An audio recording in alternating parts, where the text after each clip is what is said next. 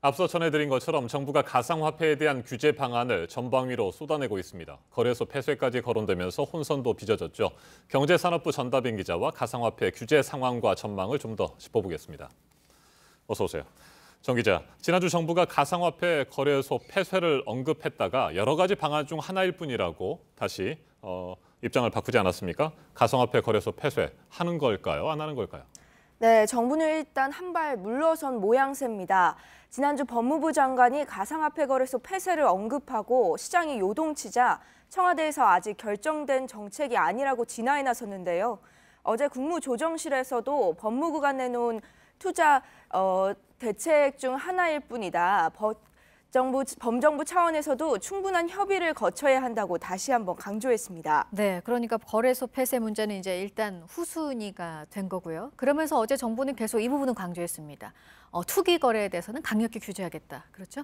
네, 정부는 새로운 강력한 투기 억제책을 내놓았습니다. 금융당국에서 제도권 은행을 규제해서 가상화폐 거래소의 자금줄 제기에 들어간 건데요. 가상화폐 거래소 계좌에서 이른바 검은 돈으로 의심되는 자금이 나왔기 때문에 앞으로는 이 계좌들로 들어오는 투자자 자금에 대해서 거래 목적과 자금 출처를 확인하도록 한 겁니다. 이 과정에서 은행들이 부담을 느껴서 가상화폐 관련 서비스에서 발을 뺄 가능성이 높습니다. 그러면 자연스럽게 투자자가 줄어들게 되고 또 국세청이나 방송통신위원회, 공정거래위원회 등도 각기 가상화폐 거래소에 대한 압박에 들어갔습니다. 네, 그러니까 관련 기관들이 전방위로 가상화폐 거래소 규제에 나선 것으로 보이는데 지난해 연말에 발표된 가상화폐 실명제 계속 추진이 되는 거죠?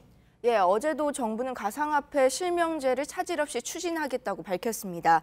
이를 통해서 기존 투자자들에게 빠져나올 시간을 줄 것으로 보입니다.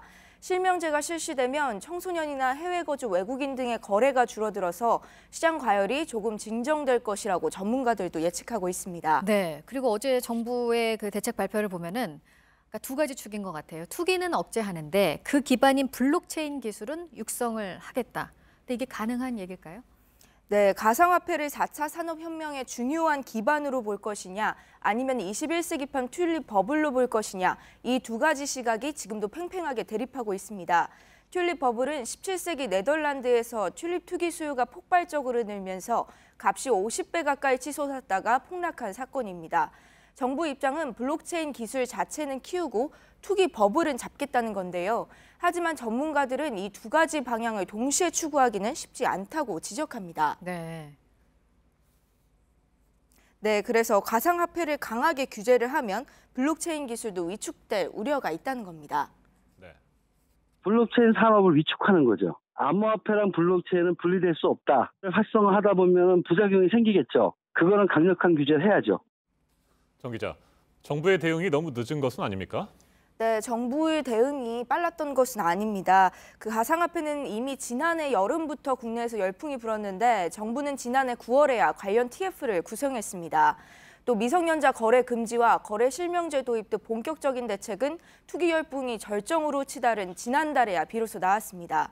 거래소 폐쇄라는 초강경 카드를 빼들었던 것도 초기 진압에 실패하면서 사태가 걷잡을 수 없이 커졌기 때문이라는 분석이 나옵니다. 네.